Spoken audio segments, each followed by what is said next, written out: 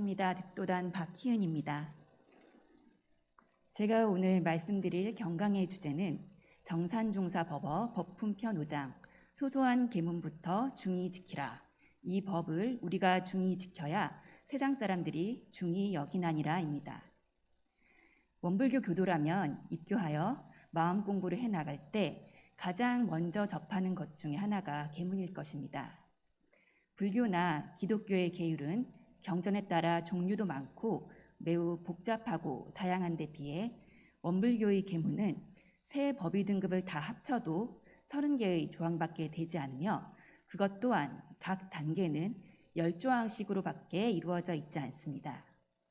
원불교는 불법의 대중화, 생활화를 목표로 하기 때문에 출가, 재가를 막론하고 누구나 생활 속에서 지킬 수 있는 30조문을 정하여 지키도록 합니다. 원불교라는 종교를 모르는 사람이 얼핏 보았을 때도 한 종교의 계문이라기보다는 우리가 인간으로서 도덕적, 윤리적으로 당연히 지켜야 할 사항들에 더 가깝다고 볼 수 있을지도 모릅니다.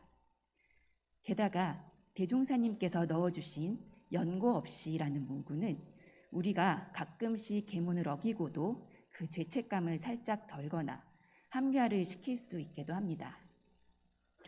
이러한 이유들 때문에 자칫 우리는 몇 가지 계문을 소소하게, 즉 쉽게 또는 대수롭지 않게 여길 수 있습니다.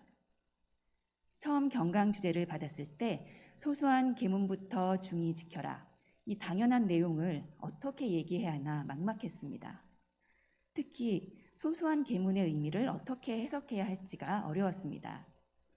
처음 생각했을 땐 제 개인적으로 느끼는 소소한 계문들로 제가 해당 사항이 없거나 또는 저의 생활과는 너무 동떨어져 있어 유념할 필요를 못 느끼는 그런 계문들이었습니다.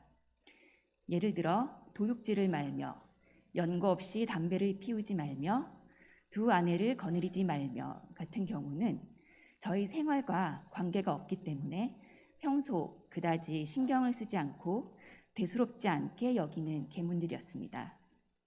하지만 연말을 하다가 소소한의 의미를 제 개인을 떠나 사회적, 종교적 범주로 봤을 때는 그 내용이 달라졌습니다.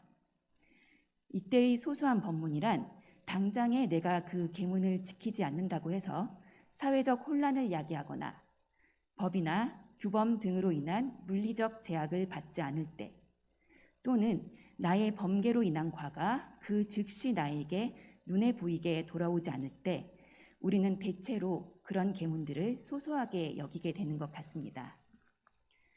범계를 행하여도 누군가 크게 나무랄 일이 없고 당장 나에게 해가 돌아오지 않는다는 이유로 자칫 유념하지 못하는 계문들이 우리가 소소하게 여길 수 있는 계문들이 아닐까 생각되었습니다.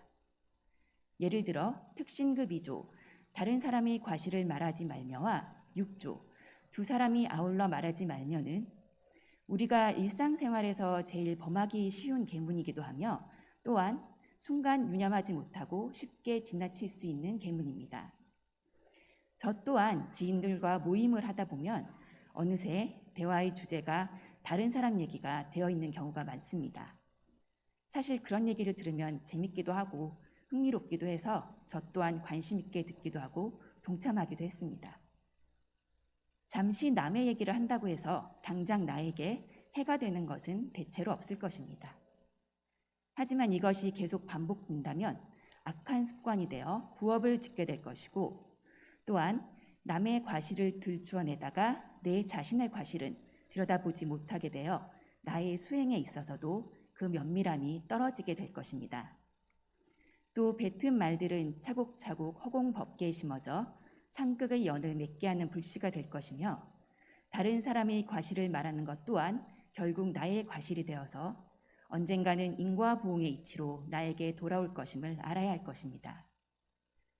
또 두 사람이 아울러 말하지 말면은 상대방이 이야기를 할 때 끼어들거나 말을 자르거나 하여 동시에 말하지 말라는 뜻입니다.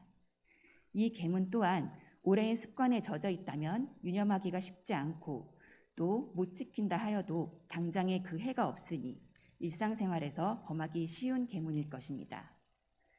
주위를 보면 이야기를 하고 있는 상대방에 집중하기보다는 나의 이야기를 하려고 준비하는 데 더 몰두해 있으며 상대방의 이야기가 끝나기도 전에 말을 끊고 나의 주장을 펼치는 경우들을 많이 보았습니다.